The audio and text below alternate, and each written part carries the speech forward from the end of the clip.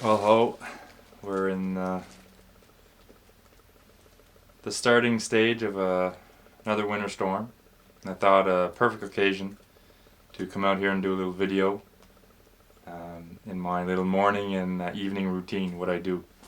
Well, first of all, I obviously got to put my important hat on to make me look, to get the look of someone who's rough and farmerish and from up north. There's a macho side that's important. I get my old winter jacket, and I have like another pretty big sweater underneath, and then I put a couple of layers underneath that, and then I put gym pants, and usually put gym pants and sweatpants. Such a wonderful combination. And I put my Tignish Hush Puppies on my feet, and they keep me warm and strong in the winter. So I start off by putting a bit of water in a 5-gallon bucket, and then my second step is where we're at right now.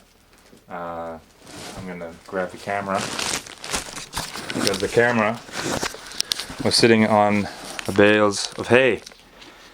So I grab a bale of hay. They eat.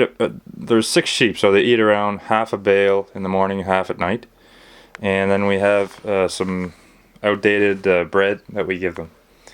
And that pretty much gives them what they need. And we give them a few extra things as we'll get there. Working the door, lock in. Of course, I don't lock it because that's not cool. So I keep it unlocked. So, anyways, I'll grab my bale of hay, just a square bale. I'll come here and I'll get my water that provided by Canadian Tire. I'll get my water that I fill in. Usually that's enough water to add on to the water that I already have in the chicken coop and in the sheep barn or whatever. So then I keep going with my one square bale in one hand, and I bring six loaves of bread. Because there's 6 sheep, I bring a loaf of bread for each sheep. I'm still kind of learning if that's the correct way to do it, but we'll assume that it is for now. We'll make a little stop here to see the chickens. There's 4 of them, 2 black, 1 brown, 1 white. And they're pretty consistent. There is, yes, success. There's a couple of eggs, 1 white and 1 brown. I don't really know. There's only there's a white egg every 2nd day, so I'm assuming that there's just a white one that's giving a white one. And the other 3 are giving brown eggs, which I enjoy because I enjoy the brown eggs more. And they've knocked over their water as usual, so I'll need to go get some. And that's annoying because it kind of gets the floor wet, so I might get a bit of straw too, just so that it doesn't get too damp in here. But usually they're pretty content, and they spend some time outside, and I give them 1 yogurt of this feed. It's hen feed. It's specially made for hens, and I get that in Kensington at the co-op. There's made a lot of purchases there in the last couple of months. So I'll fill up their water, and I'll have to come do that after, and then I move this way. Right now it's kind of neat because we got two ways of getting in. I can either come in through those nice, beautiful pallet doors. That are, as you can see, perfectly even and perfectly set up. And I'll show you. It's quite difficult. And there we go. So, and then it's not there anymore. Okay. So we can go in here, or we can take kind of the fun way around. And this is the way the kids always take. And say the kids, but sometimes when older people come around here, it's kind of a good way to take. As you can see, the snow is built up here, but over there's grass, or well, there was grass, and I need to go get my my little bin to put my hay in, and to put my oats in and stuff. And any shepherd's probably crunching their teeth right now looking at this. I swear I'm gonna go do it right after. So I got a little hobbit door right here to get in. We're gonna have a man door soon enough. So here we go. Every time I walk in, someone's waiting for me right here. Waiting, and they're expecting me to always have food. But you know, I don't always have food. You know, sometimes I just come and see how things are going. And this is it. This is our nice little barn for the sheep. At the moment, there's 6 lambs and there's 6 sheep. 6 moms.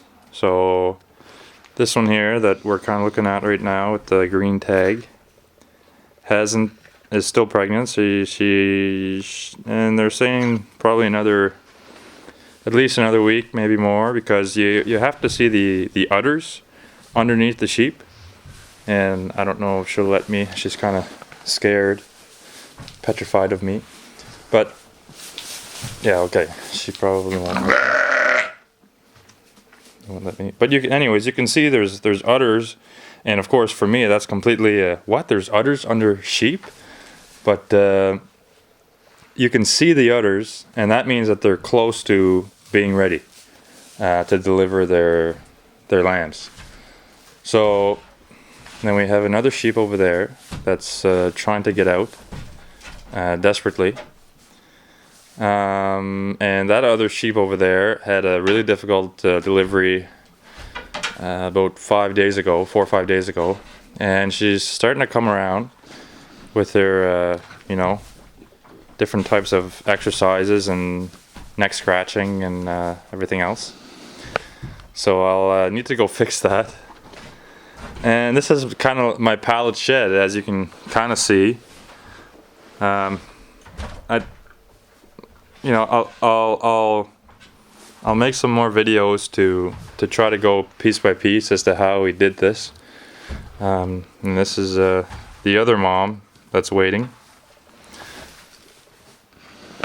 That has a few, and again, her udders are hardly showing. So even though she's big, she's probably not due for another little while. Here we have the rough mama, who loves to butt the other lambs.